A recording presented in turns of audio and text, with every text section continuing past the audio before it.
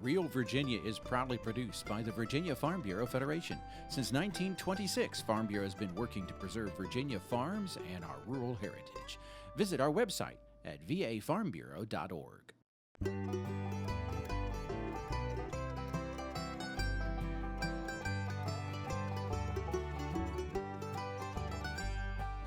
Home will always be Virginia, between the Blue Ridge and Chesapeake Bay, Atlantic to Appalachia, home in my heart always.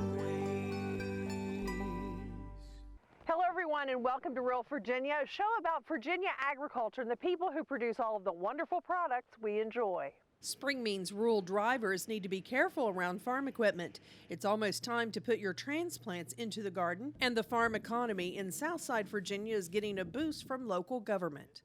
Welcome back everyone. The slow-moving vehicle emblem turns 53 this year.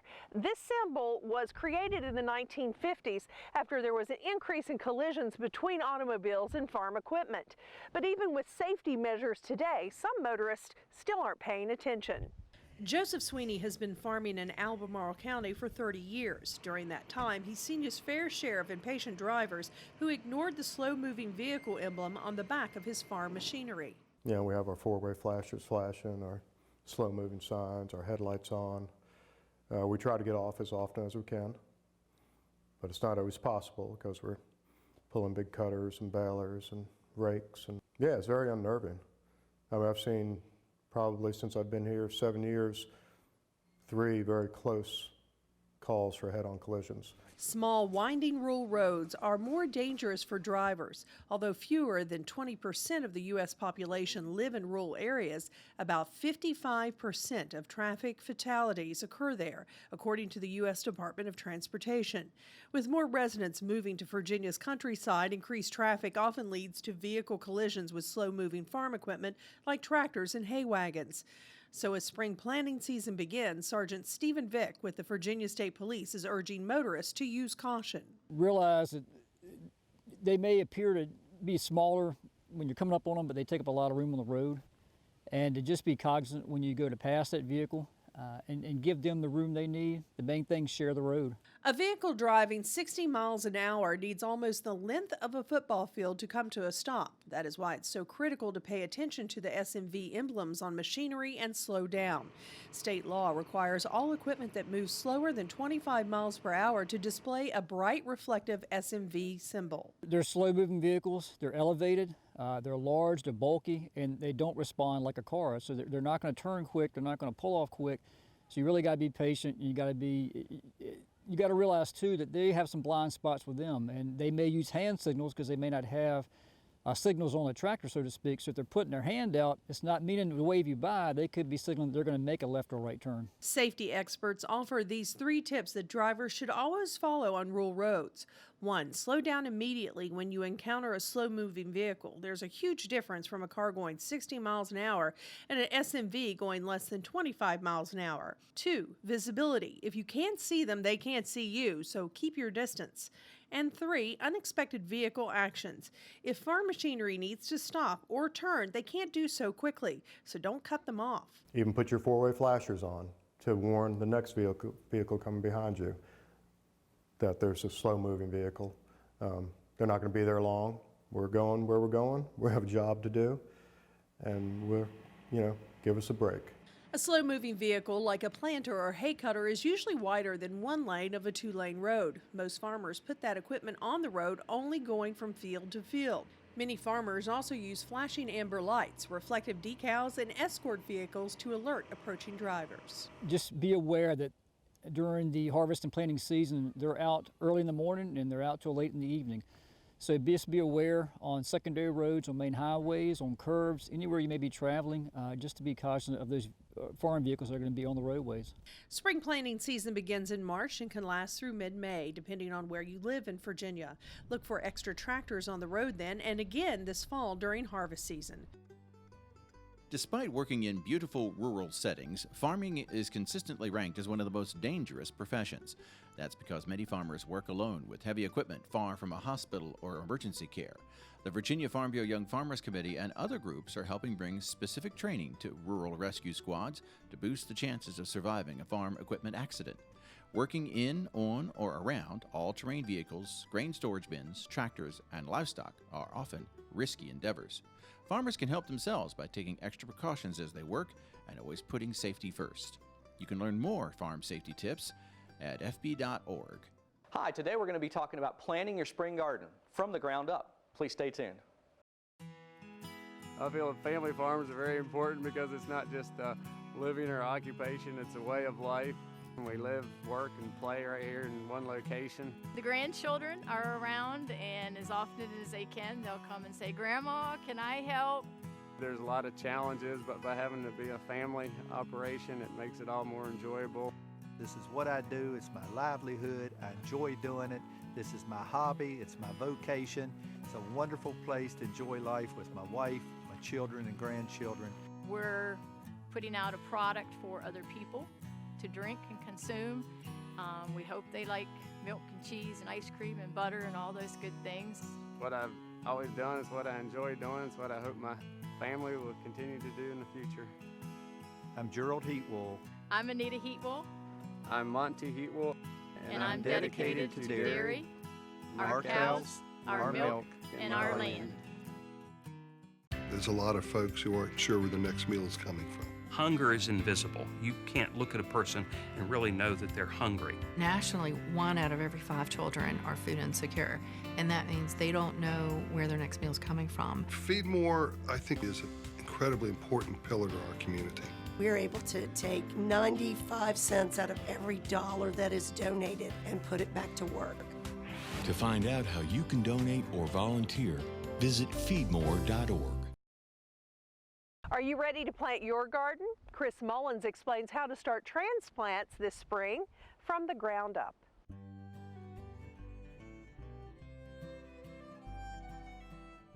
Well, it's that time of the year again. You're thinking about your spring garden. Winter's almost over, and many of you have already gotten seed catalogs.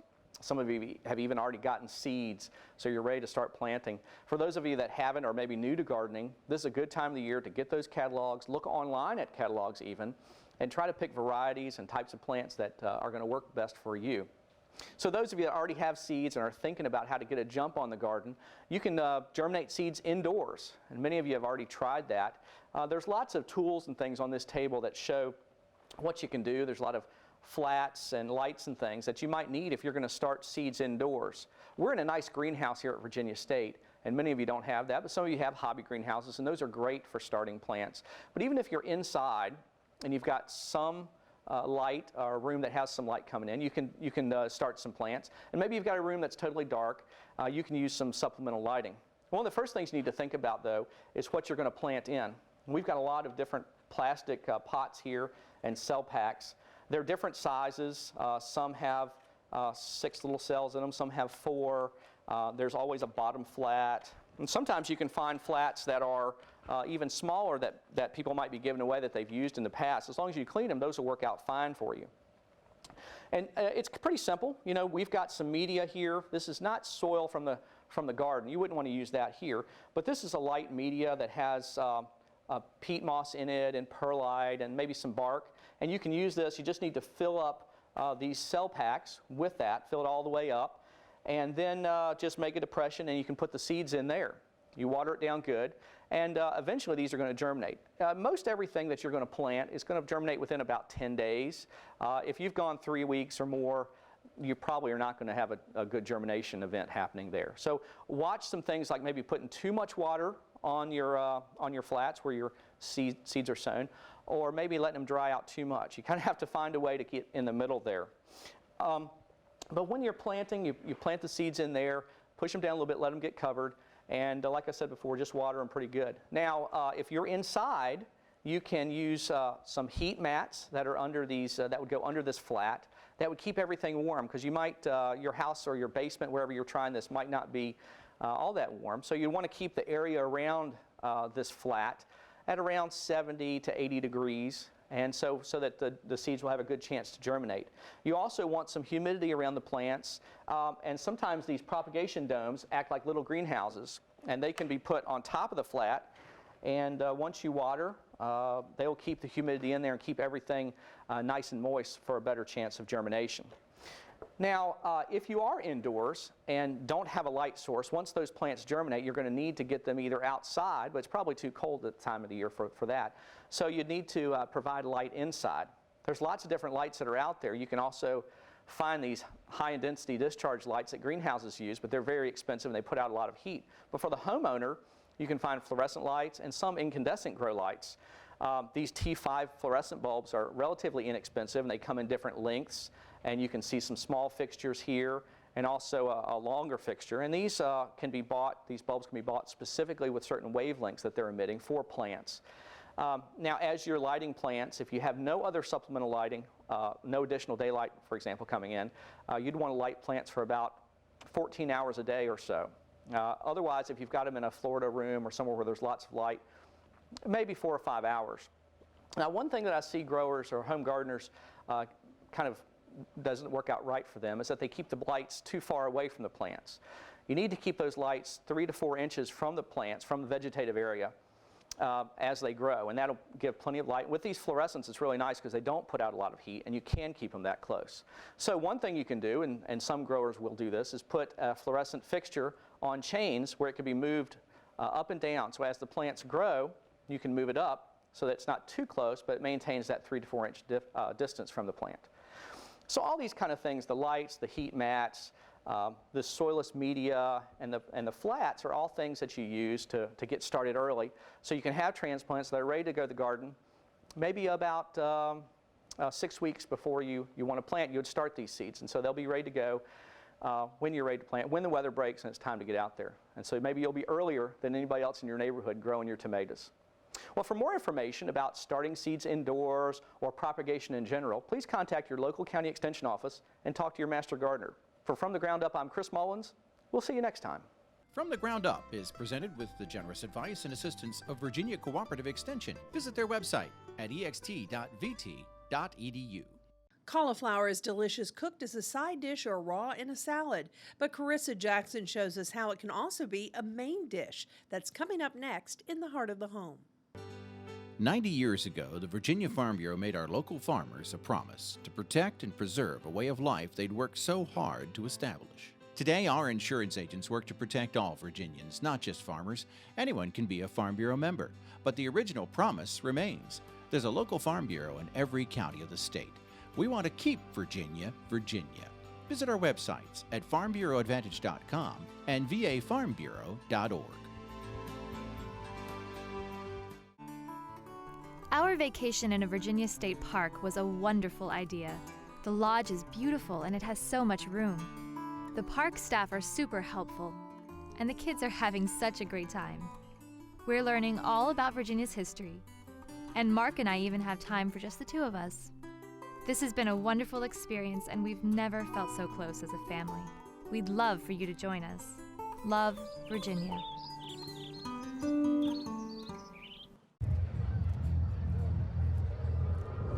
Looking for these? You drive buzzed. It could be one very expensive ride. First, you gotta make bail.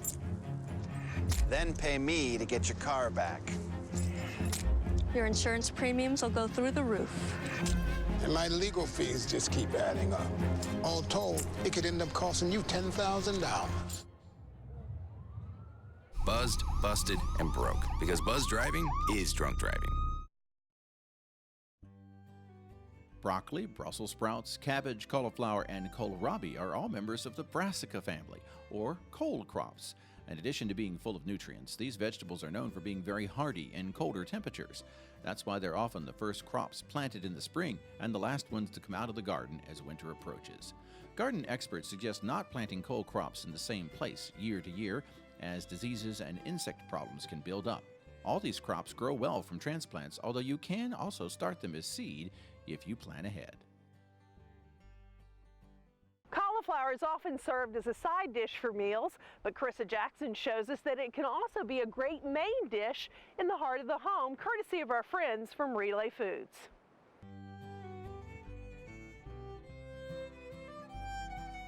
Hi, I'm Caressa Jackson for Heart of the Home, cooking at the Meadow Event Hall Kitchen at the Meadow Event Park. Today we're going to be making crispy cauliflower and pasta. We've already jumped into this recipe a little bit, and so I'm going to tell you about what we did in our prep steps. We went ahead and we boiled our pasta, but only to al dente, because the secret to this recipe is not getting a bunch of mushy things together, but actually making a really crispy dish. Now we have cauliflower here, which is an awesome cole crop in the state of Virginia that you can find in your local farmer's market or in the grocery store at any time of year. We also steamed this just a touch because we still want it to be a little bit crispy. Here we have a skillet that we have heating at medium-high heat, and we're going to start with a little bit of olive oil at the bottom of our pan. Here we have 4 cloves of garlic that have been thinly sliced, and we're going to add that to our skillet to brown, along with a few pinches of red pepper flakes.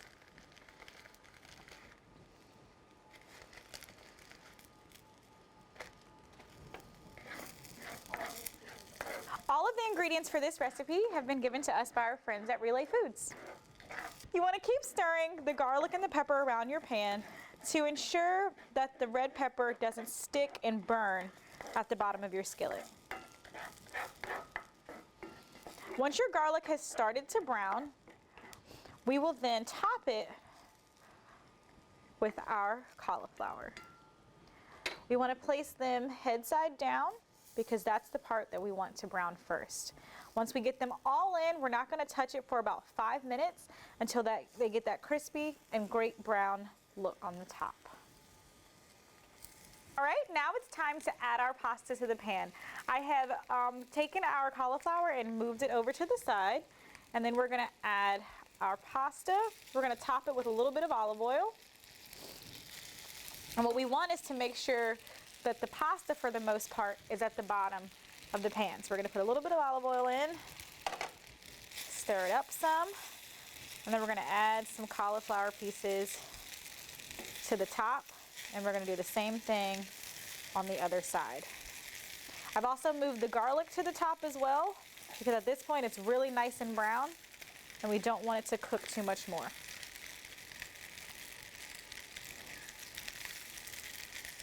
And the purpose of putting our pasta at the bottom is because at this point, as you can see on the top of our cauliflower, they've become really crispy, and so we want the same thing to happen to our pasta. That's one of the main things that gives this dish flavor, is the crispiness. At this point, you can add a little bit of cracked pepper and salt. We're going to let that cook for about 2 minutes, and then we're going to start to continuously mix it until everything is really crispy. It is now done. This is one of those recipes that once we plate it, if you wanted to add like some fresh Parmesan, that would be really good to add. Maybe a little bit of like Italian dressing, I think could be good on top if you let it cool. If you wanted to make this like a summer dish, you could. And a little bit more cauliflower.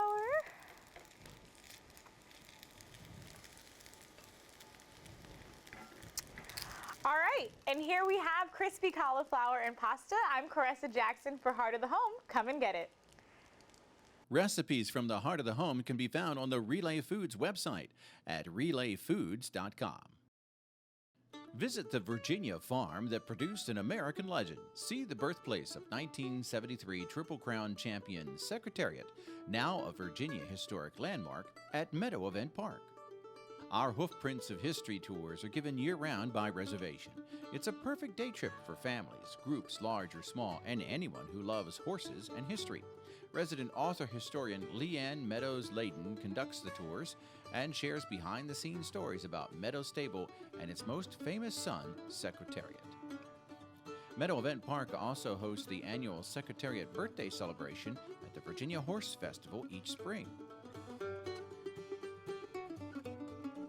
Visit Secretariat's birthplace at Meadow Event Park. Okay, so we drowned the fire, stirred it, drowned it again, and now just feel if it's cold. Yeah. Cool.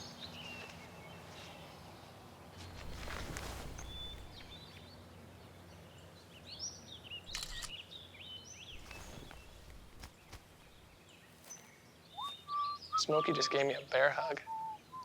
I know. Already posted it.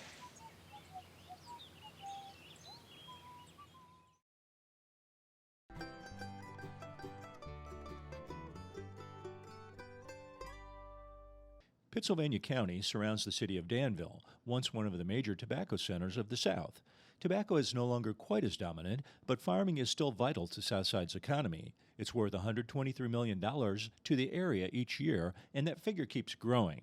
That's why both Pittsylvania and Halifax counties have local staff working to promote farm businesses.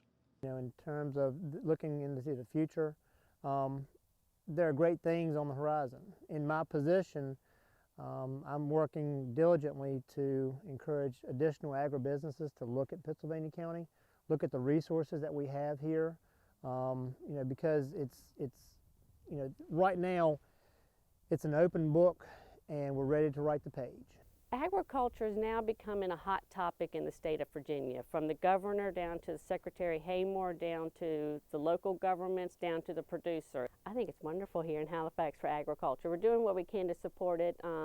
We're always meeting with each other, even tourism, even the IDA, the Board of Supervisors, the local Chamber of Commerce. We're all coming together and finding ways we can help agribusiness. It is a way of life, and it's a good one. The number of farms in Halifax and Pittsylvania counties has grown from 2,264 in 2007 to 2,289 today.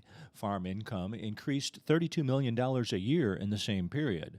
Farmers have continued to diversify into other crops and livestock since the federal tobacco program ended in 2004. Aquaculture, row crops, vegetables, vineyards, and fruit, and especially cattle, are raised in the area, and more young farmers are joining the ranks. Ronnie Waller's farm has been in his family since the 18th century, and he's noticing the change. You go to meetings now and you see some young farmers that where 6 years ago you didn't see that number of younger growers or people there, and that makes me feel a little better about agriculture in Halifax. I think there's going to be a lot of opportunity in the future for young farmers. There's going to be a lot of land, especially here in Pittsylvania County that will come available at some point. If it's just going to be a young guy there or a lady that's willing to get out there and work for it. Nothing on the farm comes easy. It's going to take time, and it's going to take a lot of patience and a lot of hard work. But it can give you a good living and be very enjoyable at the same time. Perhaps the most positive change in the region is the growing farming interest among the next generation. Widener says his office participates in career days for kids in middle school, and farming is cool with the kids. And that's a good thing because, we want to get them involved, we want to get them interested, and a lot of the kids, again, have no idea what farming is about today. And, it's a lot more technologically advanced. Everybody's got a cell phone, and pretty much wherever you go, you've got GPS mapping on your phone, and that just baffles a lot of the youth and a lot of the adults that are out there who aren't used to that type of technology. So I really do anticipate, the youth of this county, looking at agriculture as a viable way of life. While other Virginia communities are banking on high-tech industries or military spending to expand, Southside Virginia is staying focused on growing its local economy through farming. And that's a good thing. In Halifax County, Virginia, I'm Dave Miller. That's going to do it for this edition of Real Virginia. We're so glad you could join us to celebrate the bounty Virginia has to offer. Whether it's in your home, your garden, or your landscape, we are proud to say that this is Real Virginia. So for everyone from the Virginia Farm Bureau, thanks for watching. Make it a good week.